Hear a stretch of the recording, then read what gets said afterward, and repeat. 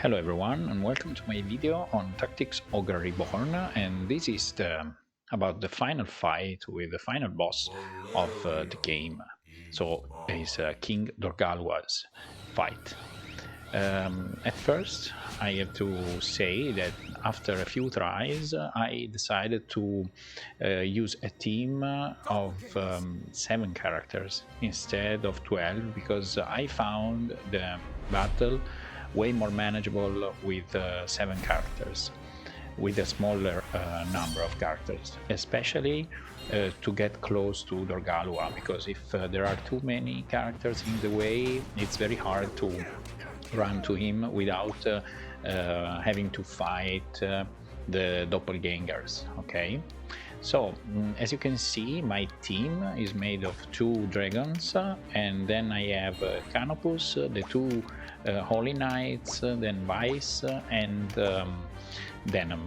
Vice suddenly dies in the battle. I don't know why, but anyway, don't worry about this, because in my the first time I managed to kill the boss, to win the fight, Vice was alive, and then I had to re-record everything because it's been 2 days. For 2 days I've been trying to finish the game, and I recorded several takes, but every time I lost badly, and the only time I managed to kill the boss, obviously I wasn't recording, so I had to re-record everything. But anyway, except for Vice death, which can be easily avoided if you follow this tactic, everything is still okay and can be used as a viable tactic with a normal party. I don't know so much about the game, so I didn't build the party to exploit the weaknesses of the boss. Okay, so first and foremost you need 2 King's Mead, Dynast King's Mead, which are the items which give breached status to your enemy, and I use it with Vice, who can throw the items at the enemies, and so I breach Dorgalwa on the first round. As soon as Vice can move, I just launch the Mead against Dorgalwa. Then for the other characters, the dragons just have they are equipped with the mending essences, 2 or 3, no, 3 mending essences if I recall correctly, and 1 revival stone. I think it's called blessing stone, because sometimes using the King's Mead you can kill Dorgalwa in just a couple of rounds, 2 rounds, and Dorgalwa is gone and done, at least the first phase. It's not this is not the case though, because he is using risk management. It's very randomic. Okay, so when risk management activate, Dorgalwa won't take any damage. So you can see I try to use some finishing moves, but the damage rebounds to another of the doppelgangers. So I'm just losing my MPs. And speaking about MPs, and in the first round I usually use the potion to get max MPs for every character except Vice. Vice has 2 Seraph fruits, fruits of the Seraph. Here they are. These are useful because you can throw them at any of your units if he's low on health, and he has 2 King's Mead. And the other characters, except for the dragons, they have mending essence, 1 or 2 Seraph fruit, and 1 item to remove fear, because in the second phase you have to face the fear, and the boss can easily inflict fear to your units, and at least 1 remedy I always want to have it with me. and the MP flask. Okay, so usually the idea is try to keep your units close to the dragons while avoiding the doppelgangers. Okay, why the dragons? The dragons are the only way, the only mean I had to finish this fight, because they have the dragon scale skill.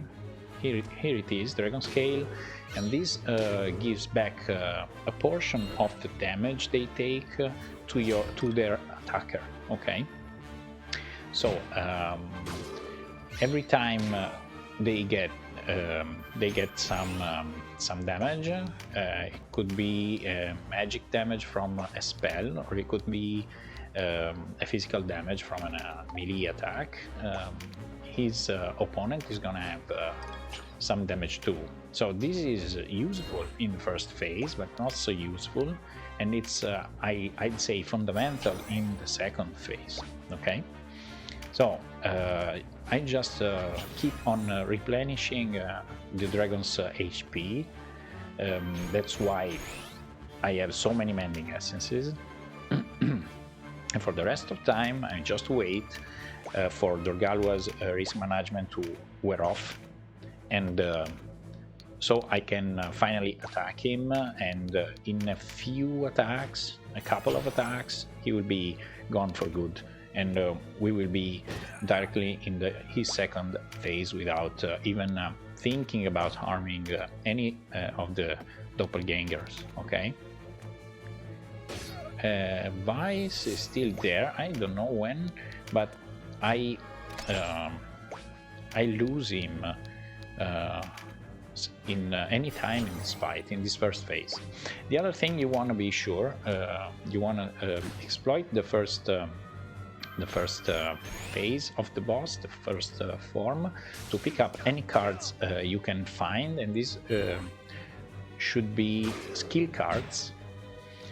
There we go, we have the scale, dragon scale kicking in, and Dorgalwa took some damage there. Now he has no more risk management, so I can use a tail lash just to start, and then I can go for the... Yeah, but I guess this is a bug, because Vice is right there, still alive, and now I think Dorgalwa is gonna die, and then when we respawn in the second phase arena, Vice is gone. I don't know where. I didn't save this file because I already had one from my previous battle. But yeah, the game just swallowed my Vice, and there's no sign of him anywhere. I don't know why. Well, Dragon Scale is gonna be perfect to redistribute some of this damage on the boss itself. So the point is, try to keep your dragons close to each other. This way, if he's gonna strike one, he's probably gonna strike both, and that means that if they both have to sustain damage, they will give damage back to the boss, okay, with the Dragon Scale. And so, as I was saying, in the first phase, you wanna gather as many as you can of skill cards for your dragons, and as many critical cards or physical attack plus for your other units, so you can deal a lot of damage, and you can be pretty sure that Dragon Scale will be active when the boss is going to throw his magics to you. Okay, so the dragons, they stay close, and this is kind of funny because the first time I went into this fight, I tried to separate my units because he was hitting with these incredibly strong spells with a lot of negative status, like fear or howl. Howl is an ability that he does at the beginning of his turn and gives you paralysis. So I didn't want to have too many characters next to him. Okay, and instead I preferred, when I decided to use the dragons, I prefer to have as many people as possible next to the dragons, because he's gonna target those people all together. You see, he gets this is a small damage, but still 320 HP is good for doing basically nothing. And you just have to give the dragon some mending essences to sustain the damage in time. Okay, so this is a very good tactic. And I just have 2 dragons, so this was not a battle prepared, but it was like my first run, and I just went into the battle head down with the units I gathered around while playing my first playthrough. So it's kinda random, and I had to use at best the tools I had at the moment. But this is viable with 2 dragons. It's okay. I guess it's gonna be okay with 1 dragon too. And if you follow the story, you should be able to recruit a Wyrm soldier, a Wyrm caller, which is a Beastmaster, and she comes with her dragon too. Give him some heal. She comes with the dragon. The gray dragon is her dragon, and so at least you should have one dragon. And if you are like me, that you don't use very powerful items in lesser battles on previous or in the previous battle before the ending battles, you should have plenty of fruit of Seraph. I had like I guess 6, 8. You can't buy them. You have to gather them on the story. Okay, so here comes another magic, and here comes the damage associated. Okay, always close to him, as close as possible. Oh, stumble. Okay, paralysis is another pain in the ass, really. You have to face. Let's try with this. I changed some elements, like for example the 2 knights are now lightning attuned, so I both gave lightning because their final finishing moves are both lightning based. And I switched Denim to Holy because of the Brunhilder. Yeah, and remember to equip the Brunhilder on Denim, because on the first few tries I forgot, and I had like the Lombardia and a Cora, so not the strongest weapon. I mean, the Lombardia is good. The Cora is an intermediate long sword. Or short sword. Well, anyway, just a normal sword, nothing special. Cora +1, and yeah, I just keep on giving some MPs to the dragons. Unfortunately, in this second try, my first try when I finished the game, it was smoother. This time, the dragons they don't seem to have a dragon scale. Oh, now they have both. Okay. Before it was just 1. It didn't trigger as much. Even if I caught, I picked up the cards on the ground. A big part of this game is randomic, so you have to cross your fingers and go. And obviously the most annoying part was to every time recreate the team for the battle. It took like 10 minutes just to pick all the stuff I wanted, change the attunement of the units. I had to level up the dragons because they were left a bit behind, but I had plenty, like 60 experience charm, level 4. So it was just a matter of time, but every time I spent 2 days to fight this boss. Okay, this is his strongest summon, and that's why I usually have 1 or 2 fruit of Seraph on each and every unit except for the dragons, because when he casts the egg, you will be left without MPs, and your damage most of the time is based off of your finishing moves. So you need MPs, and you can't wait too many rounds, too many turns to have MPs on your units. So you need to have plenty of them. Okay.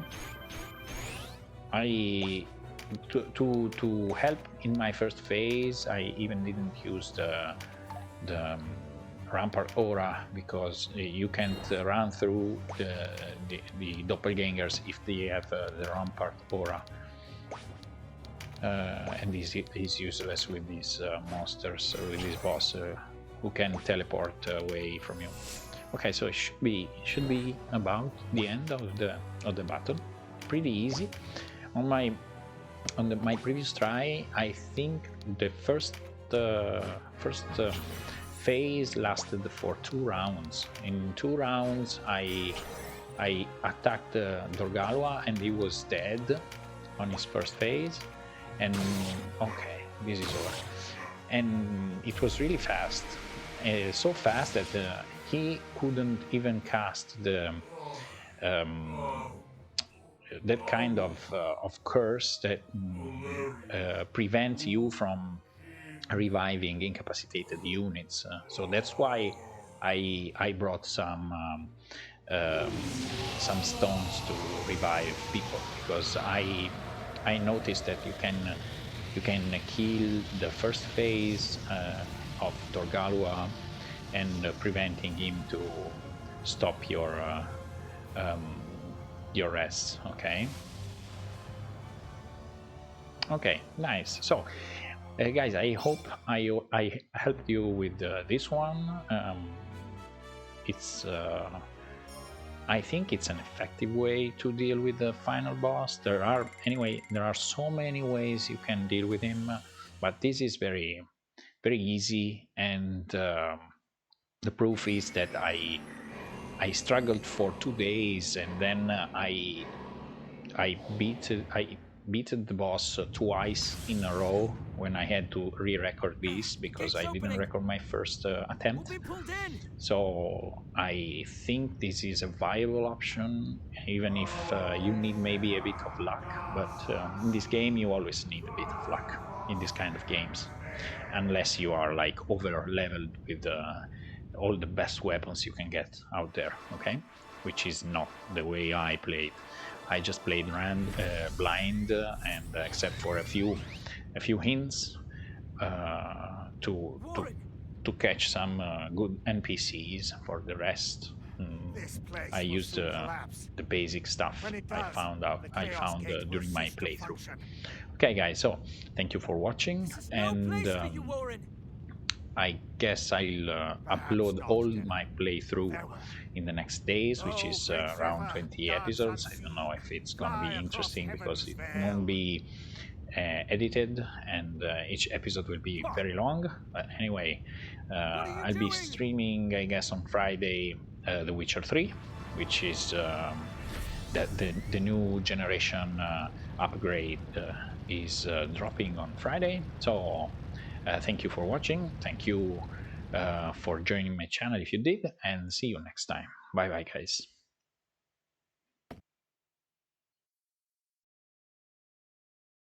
In the name of the great Father Filaha, you are hereby crowned our sovereign lord, King Denham Morn, defender of the realm. Let no man gainsay this sanctified ascension.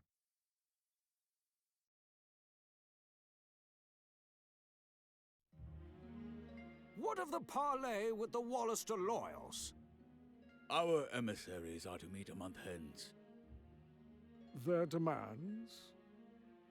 The release of 6 of their officers and representation within the government. Extortion! We would encourage every band of thugs to rise up and claim their own reward. As you say, a matter for our new liege then. Which brings up another concern. Now is not the time.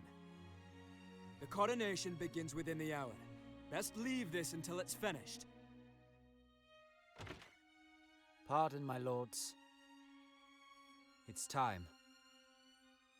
We're well aware. Abuna Maruva, do you know where we can find Lord Parvo? His courtiers have been looking everywhere for him. Where he always is, I should imagine. Tell the women to be patient. Yes, my lord. Our liege presents us with a problem of another color.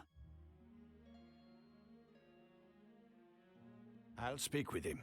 You go on ahead.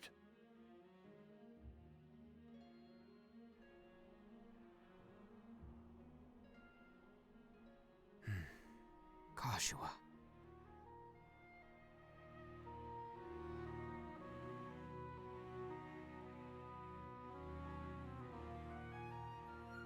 Why do you not heed me, brother? I know how you must feel. But what of my feelings? I don't want to lose you. Our father is dead. A hard truth, but a truth all the same. In all the world, you are the only one bound to me by blood. I couldn't bear to let you die. Forgive me. I know my words will not sway you. Only promise me. Promise you'll never leave your sister.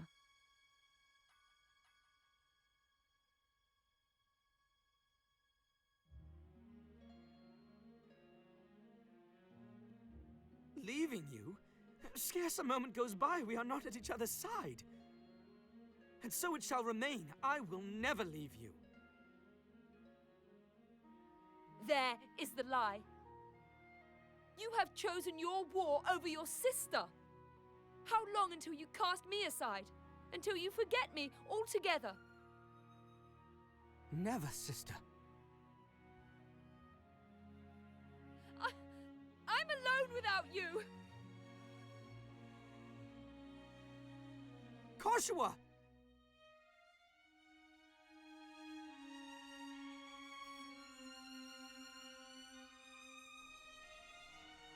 Sister, was I wrong? Dwelling on thoughts of Kashua again.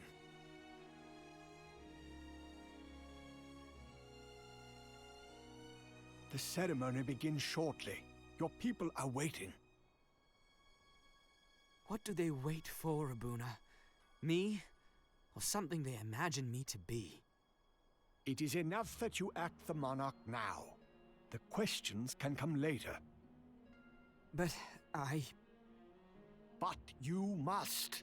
If you do not become king, these islands will plummet headlong back into war. This is something only you can do. You must be king. I dare say you know this as well as I. Time to go, Your Majesty.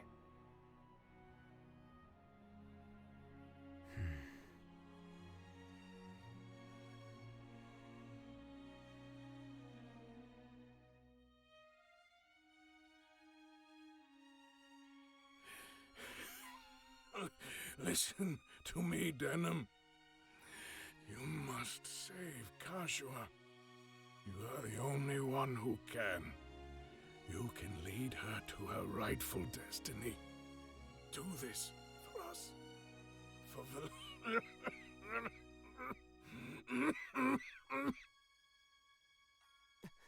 Father!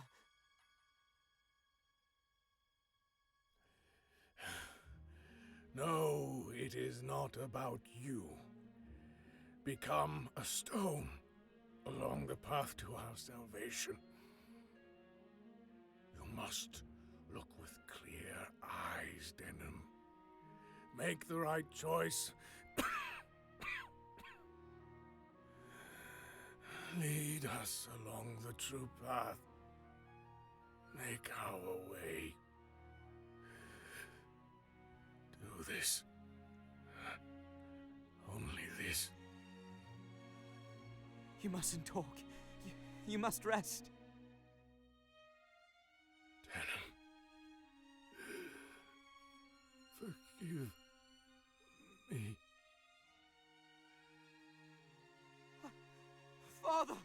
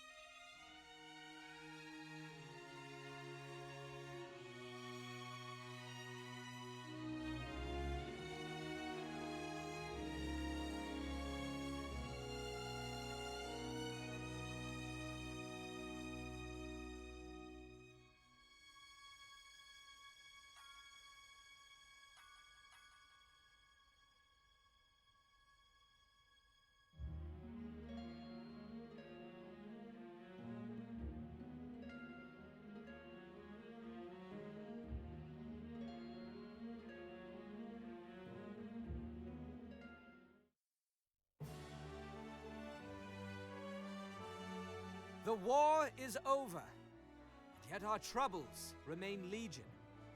Our people still suffer. They are hungry, without family or peace in their hearts. If I have one wish, it is for every man to bury his differences. We must sever the chains of time and make a break with the past. For our future, for our children, we must repent and endeavor to reform. We must, and we can. We will build a new future, a peace where all live together, as Valerians. Down with Denimorn! Glory to the Wallister!